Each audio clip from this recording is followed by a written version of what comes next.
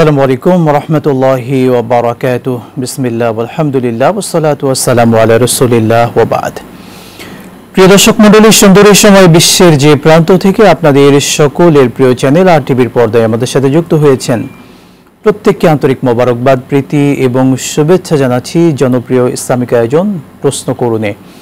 সাথে আছি মোহাম্মদ আল আমিন খান। প্রিয় দর্শক, আজকে অতিথি হিসেবে যুক্ত হয়েছেন বাংলাদেশের প্রখ্যাত ইসলামিক স্কলার, বিশিষ্ট ইসলামী চিন্তাবিদ, শিক্ষাবিদ এবং গবেষক ফজিলতুল শেখ ডক্টর মুফতি আনোয়ার হোসেন মোল্লা হাফিজাহুল্লাহ, সম্মানিত অধ্যক্ষ, উত্তরবাড্ডা ইসলামিয়া কামিল মাদ্রাসা, ঢাকা। আসসালামু আলাইকুম ওয়া রাহমাতুল্লাহি ওয়া বারাকাতুহু। ওয়ালাইকুম আসসালাম ওয়া রাহমাতুল্লাহ। শেখ, ভালো আছেন? আলহামদুলিল্লাহ, আল্লাহর মেহেরবানি। আপনাকে স্বাগত জানাচ্ছি আমাদের চমৎকার আয়োজনে। ধন্যবাদ আপনাকে। প্রিয় দর্শক মণ্ডলী, ইসলামিক যে কোনো প্রশ্ন করতে আপনার স্ক্রিনে দেখানো নাম্বারে ফোন করে জীবন ঘনিষ্ঠ ইসলামিক যে কোনো প্রশ্ন করুন। সেই সাথে আর টিভি ইসলামিক শো ফেসবুক পেজে গিয়ে কমেন্ট বক্সে প্রশ্ন রাখতে পারেন। কোরআন সুন্নাহর আলোকে আমরা প্রত্যেকটি প্রশ্নের উত্তর দেওয়ার চেষ্টা করব ইনশাআল্লাহ তাআলা। আজকে আলোচনা করব একটি আদর্শ সুন্দর রাষ্ট্র গঠনে ইসলাম আমাদেরকে যে ফর্মুলাগুলো দিয়েছে শেখের কাছ থেকে সেগুলো জানবো ইনশাআল্লাহ তাআলা। শেখ, আজকে যে মূল শিরোনাম, একটি আদর্শ সুন্দর রাষ্ট্র গঠনে ইসলাম আমাদেরকে কি দিক নির্দেশনা দিয়েছে, কি ফর্মুলা দিয়েছে, যদি কোরআন সুন্নাহর আলোকে দর্শকদেরকে জানাতেন। ধন্যবাদ। আলহামদুলিল্লাহ ওয়াসসালাতু ওয়াসসালামু আলা রাসূলিল্লাহ ওয়া আলা আলিহি ওয়া সাহবিহি আজমাইন, আম্মা বাদ। এটা তো অনেক দীর্ঘ বিষয় এবং খুব লম্বা একটা আলোচনার বিষয়। লাইভে তো অত লম্বা আলোচনা করার সুযোগ থাকবে না, তাই আমি ছোট ছোট 2-3টা পয়েন্ট বলবো, যেগুলো কোরআন এবং সুন্নাতে যে বিষয়গুলো একটা সুন্দর সমাজ গঠনে, একটা সুন্দর রাষ্ট্র গঠনে আল্লাহ তাআলা এবং আল্লাহ রাসূল সাল্লাল্লাহু আলাইহি সাল্লাম নির্দেশনা প্রদান করেছেন। কোরআনে কারীমে আল্লাহ রাব্বুল আলামিন সূরা আলে ইমরানের 110 নম্বর আয়াতে উল্লেখ করেছেন যে কুনতুম খায়রা উম্মাতিন উখরিজাত লিন-নাস, তোমরা শ্রেষ্ঠ জাতি, মানুষের কল্যাণে তোমাদেরকে সৃষ্টি করা হয়েছে। এখানে একটা রাষ্ট্রের জন্য সর্বপ্রথম যে টার্গেটটা থাকবে সেটা হলো মানুষের কল্যাণ কি করে হবে। এমন কোনো সিদ্ধান্ত কোনো রাষ্ট্র নেবে না যেই সিদ্ধান্তটা মানুষের কল্যাণে ব্যবহৃত হবে না, মানুষের অকল্যাণ করবে। আর এটার জন্য প্রধানত 3টা পলিসি এখানে বলে দেওয়া হয়েছে। তা'মুরুনা বিল মা'রুফি ওয়া তানহাউনা আনিল মুনকার ওয়া তু'মিনুনা বিল্লাহ। নাম্বার 1, তোমরা যত ভালো কাজগুলো রয়েছে সবগুলো ভালো কাজের নির্দেশ প্রদান করবে। রাষ্ট্রের কাজ হবে প্রত্যেকটা ভালো কাজের নির্দেশ প্রদান করা। দ্বিতীয় কাজ হলো ওয়া তানহাউনা আনিল মুনকার, ভালো চললো আবার মন্দও যদি চলে তাহলে তো কল্যাণ পাবে না মানুষ, কখনোই না। দ্বিতীয় কাজটা অবশ্যই হবে এটার সাথে সাথেই যে ওয়া তানহাউনা আনিল মুনকার, যে নিষিদ্ধ যে কাজগুলো রয়েছে, গর্হিত যে কাজগুলো রয়েছে, মন্দ যে কাজগুলো রয়েছে সেগুলোকে কি করবে, বাধা দিবে, প্রতিহত করবে, প্রতিরোধ করবে। ওয়া তু'মিনুনা বিল্লাহ, এবং আল্লাহর প্রতি অগাধ বিশ্বাস রাখবে।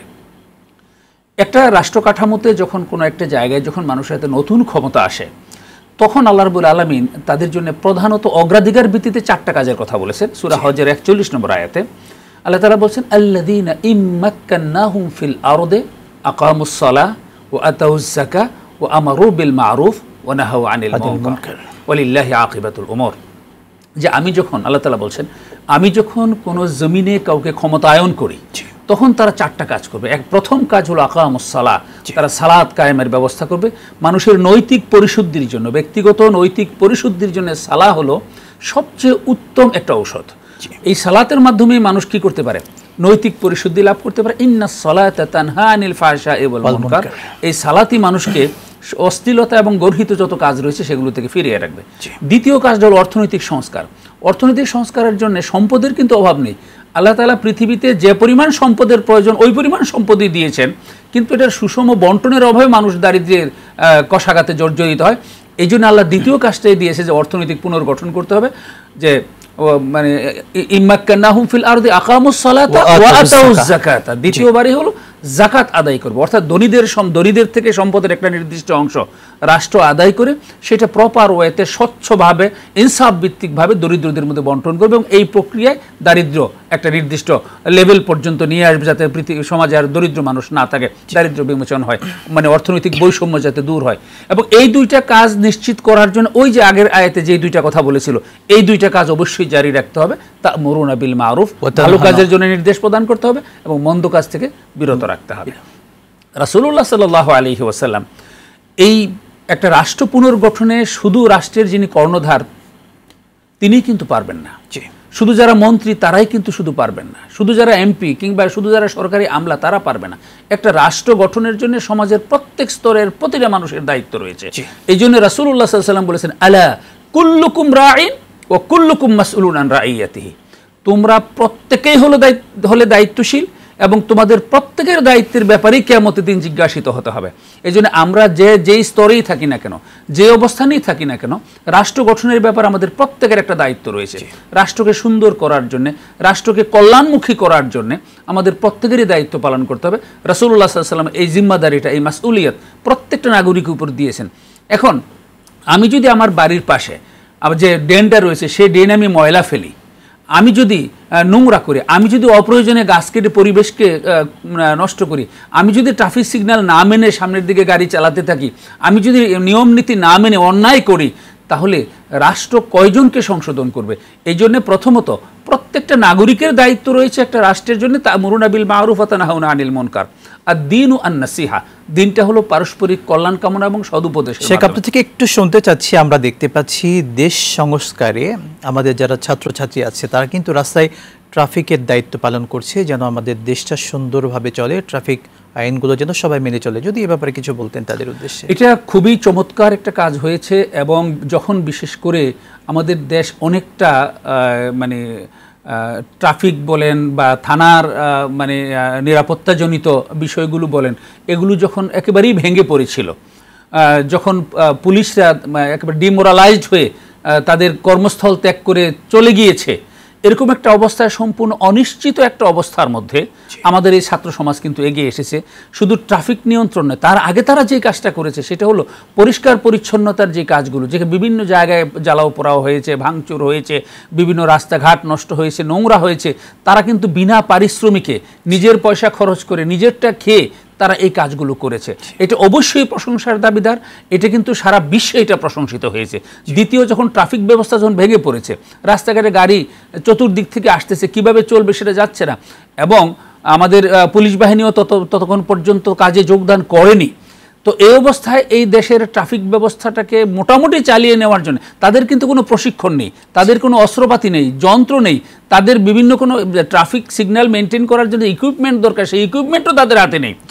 একেবারেই খালি হাতে, শুধু মনোবল, তাদের একটা সাহস ছিল, মনোবল ছিল, এই মনোবলটুকু নিয়ে তারা রাস্তায় নেমে যেভাবে সার্ভিসটা দিয়ে যাচ্ছে, এমনকি ছেলে মেয়ে বয়স্ক এবং ছোট বাচ্চারা পর্যন্ত সাথে থেকে যেভাবে দায়িত্বটা পালন করেছে, এটা এই ক্রান্তি লগ্নে, মানে এই ক্রান্তিকালে, এই শূন্য অবস্থায় এটা জাতির জন্য একটা বিরাট একটা খেদমত হয়েছে।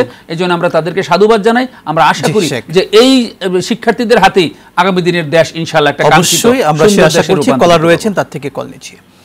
আসসালামু আলাইকুম ওয়া রাহমাতুল্লাহ। দর্শক কে আছেন নাম বলে প্রশ্ন করুন। হ্যালো, আসসালামু আলাইকুম, প্রশ্ন করুন। ওয়ালাইকুম আসসালাম ওয়া রাহমাতুল্লাহ। হ্যালো, শুনতে পাচ্ছি, প্রশ্ন করুন। আমি বলছি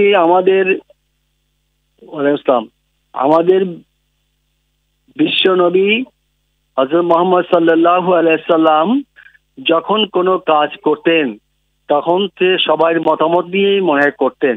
তা এটা মনে করি একটা গণতান্ত্রিক অধিকার। এই গণতন্ত্র রূপে তার কি অবদান ছিল, তার কি মেসেজ ছিল? জি, শুকরান, জাযাকাল্লাহ। সঙ্গেই থাকুন, দেখি শেখ যদি বলতেন এই ব্যাপারে। এটা তো খুবই যৌক্তিক এবং বাস্তব ভিত্তিক একটা কথা। রাসূলুল্লাহ সাল্লাল্লাহু আলাইহি ওয়াসাল্লাম, কারণ কোরআনে আল্লাহ রাব্বুল আলামিন বলেছেন ওয়া আমরুহুম শুরা বাইনাহুম, তাদের কাজগুলো পারস্পরিক পরামর্শের ভিত্তিতে হবে। রাসূলুল্লাহ সাল্লাল্লাহু আলাইহি ওয়াসাল্লামকে আল্লাহ তাআলা বলেছেন ওয়াশাওয়িরহুম ফিল আমর, আপনি তাদের সাথে পরামর্শ করুন, কিন্তু ডিসিশন কিভাবে হবে সেটা বলছে ফাইজা আযামতা ফাতাওয়াক্কাল আলাল্লাহ। ফাইজা আযামতুম বলে নাই, ফাইজা মানে আযামু বলে নাই, বলেছে ফাইজা আযামতা, অর্থাৎ ডিসিশন যখন আপনি নেবেন, অর্থাৎ পরামর্শ সকলের কাছ থেকে নেবে। 5 জনে 5টা পরামর্শ দিয়েছে, সিদ্ধান্ত তো আর 5টা নেওয়া যাবে না। তাহলে কোনটা নেওয়া হবে? যেইটা আপনি যৌক্তিক মনে করেন, যেইটা আপনার কাছে মানে এই ক্ষেত্রে উপযুক্ত মনে করেন, ডিসিশন আপনি সেইটাই নেবেন। সেইটা নিয়ে এমনও তো হতে পারে যে সিদ্ধান্তটা আপনি নিয়েছেন তার চেয়েও বেটার কোনো অপশন ছিল। তো এরকম ঘটনা কিন্তু ঘটেছে, বিভিন্ন রাসূল সাল্লাল্লাহু আলাইহি ওয়াসাল্লামের বিভিন্ন সিদ্ধান্তের ক্ষেত্রে এরকম ঘটনাও ঘটেছে। কিন্তু আল্লাহ তাআলা বলে দিয়েছেন যে মানে decision will be taken by the chair. Faiza আযামতা, আপনি যখন সিদ্ধান্ত নিয়ে ফেলবেন ফাতাওয়াক্কাল আলাল্লাহ, তখন আল্লাহর উপরে তাওয়াক্কুল করুন। এই জন্য ইমানদারদের, মুসলমানদের এটাই মানে পলিসি, এটাই কৌশল যে তাদের সিদ্ধান্তগুলো পরামর্শ ভিত্তিক হবে। এবং আল্লাহ নবী সাল্লাল্লাহু আলাইহি ওয়াসাল্লাম তার জীবনের প্রত্যেকটি কাজে গণতান্ত্রিক যে অধিকার যেন এটা প্রতিষ্ঠা হয়, এ ব্যাপারে কিন্তু তিনি সবসময় জাতিকে সেই সুযোগ দিয়েছেন এবং সেটি প্রতিষ্ঠা করেছেন। শেখ, আমরা আরেকটু শুনতে চাচ্ছি, আমরা দেখতে পাচ্ছি বিশেষ করে এই ক্লান্তির অগ্রে আমাদের বিভিন্ন যারা অমুসলিম ভাইদের মন্দির বা তাদের উপাসনালয়গুলোতে বিভিন্ন সময় হামলা হচ্ছে, বিভিন্ন মাদ্রাসার ছাত্ররা কিন্তু সেগুলোকে পাহারা দিচ্ছে রাত জেগে। এই ব্যাপারটিকে আপনি কিভাবে দেখছেন? জি, ধন্যবাদ। আমি শুধু মাদ্রাসার ছাত্রের কথা বলবো না, আসলে এখানে মাদ্রাসার ছাত্র, স্কুল কলেজের ছাত্র এবং সাধারণ মানুষ সহ, অর্থাৎ মুসলমানরা পাহারা দিচ্ছে ভিন্ন ধর্মাবলম্বীদের উপাসনালয়। এটা অবশ্যই ইতিবাচক একটা দিক। এই যে বাংলাদেশে যে হাজার বছরের ঐতিহ্য, যে একটা ধর্মীয় মানে কোএক্সিস্টেন্স, পিসফুল কোএক্সিস্টেন্স, একটা শান্তিপূর্ণ ধর্মীয় সহাবস্থান, এটা মানে প্রমাণ করে। আমরা বিভিন্ন অকারেন্সের সময় দেখেছি এক শ্রেণীর স্বার্থান্বেষী মহল মানে সাবোটাইজ টাইপের কিছু কাজ করে বিভিন্ন মানে মন্দির বা গির্জা, প্যাগোটা এগুলোর মধ্যে হামলা করে বা সেখানে ভাঙচুর করে আগুন দিয়ে একটা মানে ইয়াটাকে, সাধারণ মানুষের দৃষ্টিটাকে ভিন্ন খাতে প্রবাহিত করার, একটা বিশেষ গ্রুপকে অথবা বিশেষ গোষ্ঠীকে দায়ী করার বা তাদের উপরে এই দোষটা চাপিয়ে দেওয়ার চেষ্টা করে। তো এবার আমাদের সাধারণ ছাত্ররা এবং অবশ্যই তার সাথে মাদ্রাসার ছাত্ররা রয়েছে, তারা এই ব্যাপারে সচেতন ছিল, এরকম সুযোগ যেন তারা না পায়। এবং তারা প্রথম থেকেই সচেতন ছিল, তারা পাহারা দিয়েছে, রাত জেগে তারা পাহারা দিয়েছে। আমাদের সনাতন ধর্মাবলম্বী অনেক ভাই বোনেরা আমরা মিডিয়ায় দেখেছি, তারা উচ্ছ্বসিত প্রশংসা করেছে, কৃতজ্ঞতা প্রকাশ করেছে যে এইটা আমরা মানে আমাদের ভাবনার অতীত যে আমাদের মানে উপাসনালয়গুলো তারা এইভাবে রাত দিন পাহারা দিয়ে রাখবে। এটা অবশ্যই ইতিবাচক একটা দিক, এটা ইসলামের সৌন্দর্য। আমি তাদেরকে ধন্যবাদ জানাই এবং এই জাতীয় কাজ যেন ভবিষ্যতে অব্যাহত থাকে, আমি সেটাই প্রত্যাশা করব। জি, শুকরান, জাযাকাল্লাহ। বিরতির পরে আমরা বিস্তারিত শুনছি। প্রিয় দর্শক মণ্ডলী, দেখছিলেন চমৎকার আয়োজন আপনাদের প্রিয় চ্যানেল আর টিভির পর্দায় প্রশ্ন করুন। নিচ্ছি এ পর্যায়ে ছোট্ট বিরতি, সাথেই থাকুন, ফিরছি ইনশাআল্লাহ।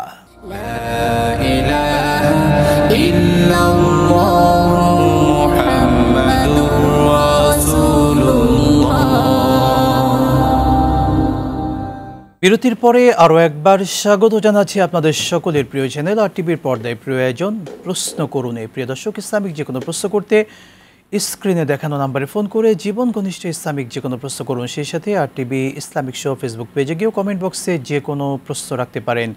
কোরআন সুন্নাহর আলোকে আমরা প্রত্যেকটি প্রশ্নের উত্তর দেওয়ার চেষ্টা করব ইনশাআল্লাহ তাআলা। শেখ, আমরা একটু জানতে চাচ্ছি ইসলামে শহীদের পরিচয় যদি বলতেন। আসলে শহীদ বিভিন্ন ধরনের, প্রধানত শহীদ হলো যারা আল্লাহর রাস্তায় কাজ করতে গিয়ে যারা জীবন দিয়েছেন, সেটা যুদ্ধের ময়দানে হোক অথবা অন্য কোনোভাবে আল্লাহর রাস্তায় কাজ করতে গিয়ে প্রতিপক্ষের দ্বারা আঘাতপ্রাপ্ত হয়ে যারা জীবন দিয়েছেন, প্রধানত শহীদ তারা। এরপরে আবার রাসূল সাল্লাল্লাহু আলাইহি ওয়াসাল্লাম কতগুলো ক্ষেত্রকে শাহাদাতের মর্যাদা হিসেবে ঘোষণা করেছেন।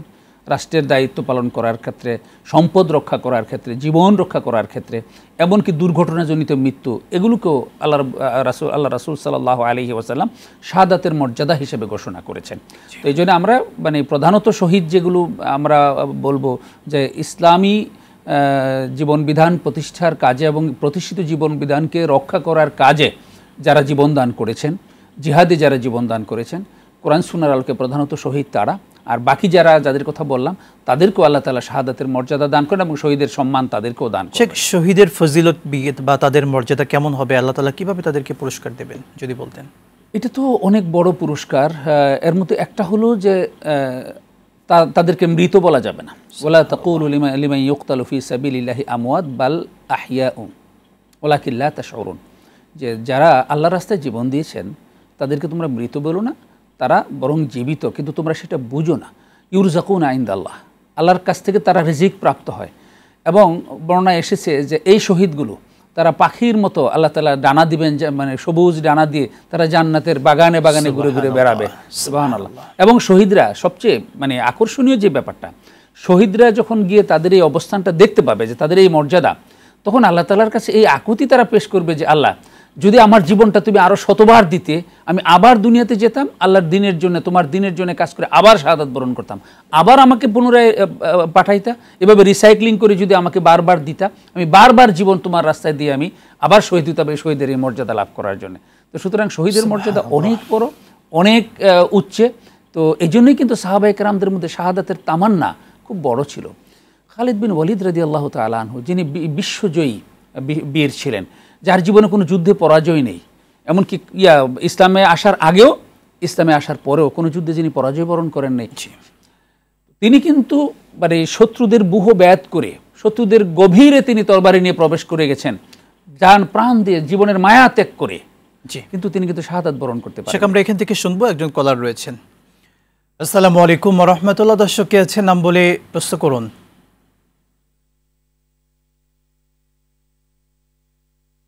আসসালামু আলাইকুম ওয়া রাহমাতুল্লাহ। দর্শক কে আছেন, প্রশ্ন করুন।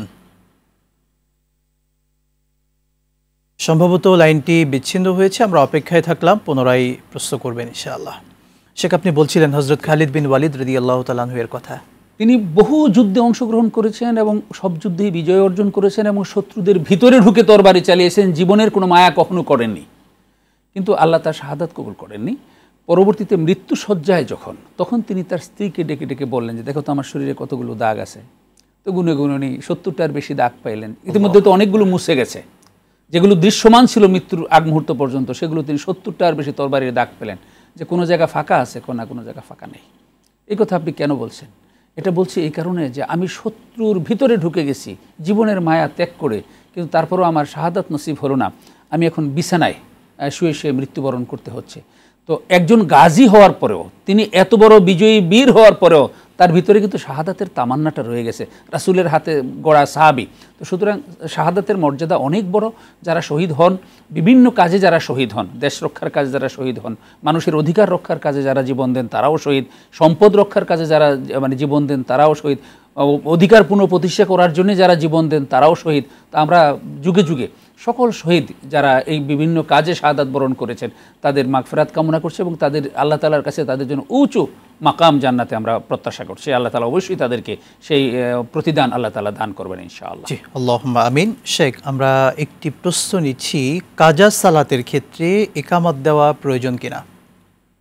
প্রথমত কাজা সালাত বলতে আমরা দুই ধরনের আছে। একটা হলো ইমিডিয়েট কাজা, সেটা হলো আমরা এক জায়গায় দিয়ে যাচ্ছি, টাইম চলে গেছে, সময় পার হয়ে গেছে, নামাজ পড়তে পারি নাই, প্লেন নামতে দেরি হয়েছে, জোহরের নামাজ টাইম শেষ হয়ে গেছে, আসরের টাইম এসে গেছে, কিংবা মাগরিব আসর শেষ হয়ে গেছে, মাগরিব চলে এসেছে, এমন টাইমে যদি জামাতের সাথে আমরা নামাজটা আদায় করি তাহলে এটা অন্য রেগুলার জামাতে যেরকম হবে আমরা ওরকমই জামাত আদায় করব। কিন্তু ইন্ডিভিজুয়াল যখন কাজা নামাজ আদায় করব, ব্যক্তিগতভাবে যখন কাজা নামাজ আদায় করবো, আবার একটা নতুন পরিভাষায় ইদানিং আমরা শুনি যে ওমরি কাজা, অর্থাৎ জীবনে আগে অনেক নামাজ পড়ি নাই, সেই নামাজগুলো এখন কাজা করতেছি, এই জাতীয় কাজায় এগুলো ব্যক্তিগতভাবে আদায় হবে এবং এগুলোতে কোনো একামত লাগবে। শুকরান, জাযাকাল্লাহ। ফোন কল রয়েছে। আসসালামু আলাইকুম ওয়া রাহমাতুল্লাহ। দর্শক কে আছে, নাম বলে প্রশ্ন করুন। আসসালামু আলাইকুম ওয়া রাহমাতুল্লাহ। দর্শক, প্রশ্ন করুন। দর্শক, সম্ভবত লাইনটি এখানেও বিচ্ছিন্ন হয়েছে, আমরা অপেক্ষায় থাকলাম। দর্শক শুনতে পাচ্ছি, বলুন আপনি। বাবার নামে সম্পদ রেখেছে, এখন ওই সম্পদের 35 বছর আগে সম্পদ রেখেছে, সেই সম্পদের এখন দাম বেড়েছে। এখন ওই বড় ভাই সবাইকে বলতেছে যে আমি তো রাখছি, এখন এই সম্পদ আমি কিছু টাকা দিয়ে দিই, তোমরা দিয়ে দাও। বাবা মা তো বেঁচে নেয়, ওনারা মরে গেছে। এখন এটা কি না দিলে পাপ হবে বা এভাবে নেওয়া কি ঠিক হবে? কেউ দিয়ে দিচ্ছে, কেউ দেয় না, এই নিয়ে একটু সংঘাত চলছে। এই সম্পদটা কার টাকায় কেনা হয়েছিল আপা? সম্পদটা কি বাবার টাকায় কেনা হয়েছিল না বড় ভাইয়ের টাকায়? বড় ভাইয়ের টাকায়। বড় ভাই প্রথম জীবনে চাকরি করে কিছু সম্পদ কিনছে অল্প টাকা, এখন তো অনেকদিন আগের কথা, এখন দাম বেড়েছে, এই জন্য ভাই চাইতেছে যে ভাই বোনেরা এই সম্পদটা তো আমি রেখেছিলাম, আমি কিছু টাকা দিয়ে দিই, তোমরা দিয়ে দাও, এরকম কিছু। আচ্ছা জি। এখন এর মধ্যে কেউ দিছে, কেউ দেয় নাই। এটা মোট কথা আপনার বাবার সম্পদ ছিল, এটি মূলত আপনার বাবার সম্পদ ছিল, এই তো? না, বিষয়টা হচ্ছে আমরা 6 ভাই বোনের মধ্যে একজনকে আমার বাবা মা মানুষ করতে পারছে। আমরা গ্রামে ছিলাম, আমার ভাই ইঞ্জিনিয়ার, আমরা বাকিটাকে বুঝতে পেরেছি ইনশাআল্লাহ। সুযোগ পাইনি। জি, সঙ্গেই থাকুন শেখ, যদি এই ব্যাপারে বলতেন কিছু। জি, ঘটনাটা খুব একটা পরিষ্কার হয় নাই আমার কাছে। যদি ব্যাপারটা এরকম হয়ে থাকে যে সম্পদটা ওনার বাবার ছিল, বাবার নামে সম্পদ রেখেছে অনেক আগে, তখন হয়তো 2 লাখ টাকা সম্পত্তির দাম ছিল, এখন হয়তো 2 কোটি টাকা হয়ে গেছে।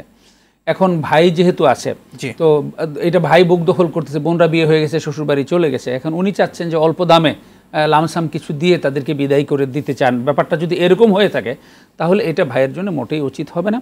ইনসাফ ভিত্তিক দিতে হবে, সম্পদের বাজার দর অনুযায়ী যেরকম আছে সেটা ইনসাফ ভিত্তিক দিতে হবে। তবে বোনেরা যদি স্বেচ্ছায় মনে করে আমারই তো ভাই, আমার বাবার সম্পদ এখানে আমি নেব না, আপনাকে আমরা দিয়ে গেলাম, কিছুই নেব না, তাহলে সেটা বোনদের এখতিয়ার আছে, তারা না নিয়েও ভাইকে দিয়ে দিলে দিতে পারে। অথবা সামান্য কিছু দাও, জমির দাম যা আছে তার অর্ধেক আমাকে দাও, 4 ভাগের 1 ভাগ দাও, তাতেও রাজি আছে। কিন্তু বোনদেরকে মানে ঠকিয়ে বোনদের অমতে অল্প কিছু টাকা জোর করে জমি দখল করে নেওয়া, এটা শেখ যদি এটাও বলতেন, অনেক সময় অনেক বড় ভাই কিন্তু এমন হয় যে তিনি পুরো ফ্যামিলি মেনটেন করেন এবং তার টাকায় সম্পদ কেনা হয় বাবার নামে, টাকা ছিল বড় ভাইয়ের কিন্তু সে সম্পদ কিনেছে বাবার নামে, তখন এই সম্পদের ওয়ারিশ কি বোনেরা হবে? এখানে দুটো বিষয়, একটা হলো শরিয়ার দৃষ্টিকোণ থেকে, একটা লিগ্যাল পার্সপেক্টিভ থেকে। শরিয়ার দৃষ্টিকোণ থেকে যদি ভাইয়ের ইনকামের টাকা হয়ে থাকে তাহলে এই সম্পদটা ভাইয়ের, যদি নামটা হলো বাবার হয়ে থাকে এটা লিগ্যাল পার্সপেক্টিভ থেকে। দলিলটা হলো আইনি বিষয়, শরঈ বিষয় নয়।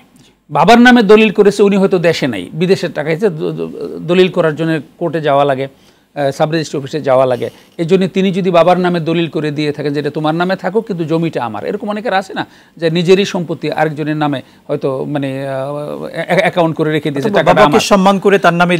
আর যদি ব্যাপারটা এরকম হয়ে থাকে যে বাবা ওই ভাইকে লেখাপড়া করিয়েছেন, ওই ভাইয়ের পিছনে অনেক টাকা খরচ করেছেন, এখন তিনি উপার্জন করে সেই দায় কিছুটা শোধ করে বাবাকে কিছু জমি কিনে দিয়েছেন, তাহলে সেই জমিটা বাবার।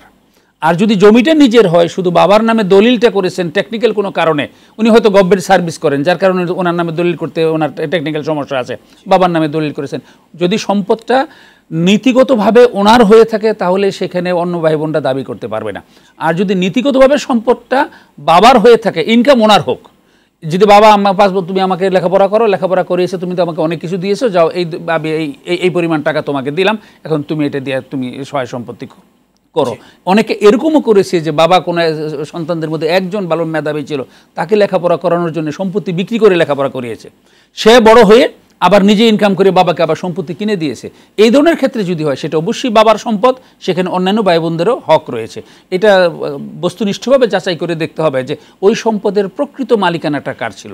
কাগজে কলমে একটা হলো লিগ্যাল পার্সপেক্টিভ, আইনি দিক থেকে বাবার নামে যদি দলিল থাকে, লিগ্যালি যদি কোর্টে গিয়ে দাবি করে তারা সবাই পেয়ে যাবে, কিন্তু লিগ্যালি না। এই দৃষ্টিকোণ থেকে যদি নৈতিকভাবে এই সম্পদের মালিক ভাই হয়ে থাকে কিন্তু শুধু দলিলটা বাবার নামে হয়ে থাকে, তাহলে সেখানে আবার হিসাবটা ভিন্ন হবে। এই জন্য বিষয়টা ভালো করে জানতে হবে যে কিভাবে ছিল সেটা। শুকরান জাযাকাল্লাহ। শেখ, আমরা আরেকটি প্রশ্ন নিচ্ছি, যদি পায়ে ব্যান্ডেজ থাকে সেক্ষেত্রে ওযুর পদ্ধতি কেমন হবে? ব্যান্ডেজটা আগে যাচাই করে দেখতে হবে যে ব্যান্ডেজটা ভিজালে যদি যেই ক্ষতের কারণে তিনি ব্যান্ডেজটা করেছেন সেই ক্ষতের ক্ষতি হওয়ার সম্ভাবনা থাকে, যে ঘাটা সেই ঘায়ের ক্ষতি হওয়ার সম্ভাবনা থাকে, তাহলে ব্যান্ডেজের উপর দিয়ে তিনি মাসে করে নেবেন। আর যদি ব্যান্ডেজ খুলে ভিজিয়ে অজু করলে মানে ঘায়ের কোনো ক্ষতি হবে না, ওই ঘায়ের কোনো ক্ষতি হবে না, ভিজানো যাবে, এরকম কোনো কারণে যদি ব্যান্ডেজটা হাতে একটু ব্যথা পেয়েছে, মচকে গেছে, হ্যাঁ মচকে গেছে, উপর একটা ব্যান্ডেজ করে দিয়েছে, কিন্তু ব্যান্ডেজ খুলে সুন্দর করে অজু করে নামাজ পড়ে আবার ব্যান্ডেজ পেঁচিয়ে দেওয়া যাবে। যদি এরকম থাকে তাহলে ব্যান্ডেজ খুলে অজু করবেন। আর যদি ব্যান্ডেজ খুললে শরীরের যে অসুস্থতা বেড়ে যাওয়ার সম্ভাবনা আছে, ঘা আরো বেশি ক্ষত হয়ে যায়, তখন ব্যান্ডেজের উপরে মাসে করে নিলে। শুকরান জাযাকাল্লাহ। কলার রয়েছেন। আসসালামু আলাইকুম ওয়া রাহমাতুল্লাহ। দর্শক প্রশ্ন করুন। দর্শক প্রশ্ন করুন। ওয়ালাইকুম আসসালাম। আচ্ছা, এই যে নূরানী ওজিফা শরীফে যে পরশমণি দোয়া আছে 12টা, ওই দোয়াগুলো কি পড়া সঠিক? আর কি ওগুলো ফজিলত, ওগুলো কি সঠিক? কোন কোন দোয়া আমরা কিভাবে বুঝবো, যদি কিছু বলতেন সেই দোয়াগুলো কি বলতে পারবেন? দোয়াগুলোর নামই হচ্ছে পরশমণি দোয়া। ও দোয়ায়ে পরশমণি যেটাকে বলা হয়। জি, বুঝতে পেরেছি। শেখ, যদি এরকম অনেকগুলো দোয়া মুকসিদুল মুমিনিন বা বিভিন্ন বইয়ে পাওয়া যায়, আসলে এইগুলো এখানে দুইটা বিষয়। একটা বিষয় হলো যেই দোয়াগুলো মাসনুন দোয়া, অর্থাৎ কোরআন এবং সুন্নাহর আলোকে যেই দোয়াগুলো রয়েছে আমরা সবসময় ওই দোয়াগুলোকে প্রায়োরিটি দেব। কোরআনে অনেক দোয়ার আয়াত রয়েছে এবং রাসূল সাল্লাল্লাহু আলাইহি ওয়াসাল্লাম হাদিসেও অনেক দোয়া পাওয়া যায় যেগুলোকে আমরা আদিয়ায়ে মাসনুনা বলি বা দোয়ায়ে মাসুরা বলি, তো এগুলোকে আমরা প্রাধান্য দেব। তো এর বাইরেও বিভিন্ন উলামায়ে কেরামগণ বিভিন্ন দোয়া বানিয়েছেন, দোয়ার বিভিন্ন ভাষা দিয়ে বিভিন্ন দোয়া বানিয়েছেন। সেই দোয়াগুলো যদি কোরআন সুন্নাহর সাথে সাংঘর্ষিক না হয় তাহলে করা যেতে পারে, বাধা নেই, কিন্তু আমরা প্রায়োরিটি দিব কোরআন এবং সুন্নায় সরাসরি যে দোয়াগুলো এসেছে সেগুলো হলো সবচেয়ে উত্তম, সেগুলো হলো সবচেয়ে ফজিলতপূর্ণ। এখন বোন যেটা বলেছেন, তো এরকম কোনো দোয়া যদি কেউ বানিয়ে থাকে, সেটা বাজারে হাজার হাজার চটি বই আছে, সবগুলোর ব্যাপারে আমরা সার্টিফাই করতে পারবো না, ওগুলির বিপক্ষেও কথা বলতে পারবো না। আমরা শুধু এতটুকু বলবো, কোরআন সুন্নাহর আলোকে যদি সঠিক হয়, ওর মধ্যে এমন কোনো বক্তব্য যদি না থাকে যে বক্তব্যটা কোরআন সুন্নাহর নীতি আদর্শের পরিপন্থী, তাহলে হয়তো বলা যেতে পারে। কিন্তু সেটার চেয়ে উত্তম হলো কোরআন এবং সুন্নাহর দ্বারা মাসুরা দোয়া মাসনুনা যেগুলো আছে সেগুলো দিয়ে দোয়া। শেখ, এই সাধারণ মানুষ যারা আছেন তারা এই কোরআন সুন্নাহ থেকে বর্ণিত দোয়াগুলো সহজে কোথায় পেতে পারে, বা কোনো নির্দিষ্ট বই আছে কিনা যে বই মানে মাসনুন দোয়ার উপরে বাজারে বাংলা ভাষায়ও অন্তত 30টা বই আছে। হিসনুল মুসলিম যেমন রয়েছে, বিভিন্ন মাসনুন দোয়া সম্বলিত যে কোনো ইসলামী বইয়ের দোকানে গিয়ে যে সুন্নাহ সম্মত বা কোরআন হাদিসের আলোকে লেখা হয়েছে এরকম একটা দোয়ার বই আমাকে দেন। দোয়ায়ে মাসনুনা আছে, তারপর হিসনুল মুসলিম আছে, দোয়ায়ে মাসুরা আছে, এরকম বিভিন্ন রকমের দোয়া বিভিন্ন নামে বই আছে। মানে দোয়া এই মাসনুনা বা মাসনুন দোয়া এই নামে অন্তত 10টা বই আছে। সুতরাং এই বইগুলো বাজারে গিয়ে ওনারা খুঁজবেন। তো ওনারা, আমাদের দেশে একটা প্রবণতা কি, যেই দোয়ার মধ্যে এই দোয়াটা ফুললে আপনার জীবনের সমস্ত গুনাহ মাফ হয়ে যাবে, এই দোয়াটা ফুললে রাতারাতি কোটিপতি হয়ে যাবেন, এগুলো যারা লিখে এরকম দোয়া বানিয়ে দিয়েছে, আমাদের নজরটা যায় ওই দিকে। তো যার কারণে ওই যে বাজারের যে সমস্ত বাজাইরা দোয়া যেগুলো আর কি, ওগুলোর দিকে আমাদের ঝোঁকটা যায়। কোরআন সুন্নাহতে জাযাকাল্লাহ। আমরা কলার রয়েছেন, দেখি। আসসালামু আলাইকুম ওয়া রাহমাতুল্লাহ। দর্শক নাম বলে প্রশ্ন করুন। দর্শক একটু জোরে প্রশ্নটি। ওয়ালাইকুম আসসালাম, প্রশ্ন করুন।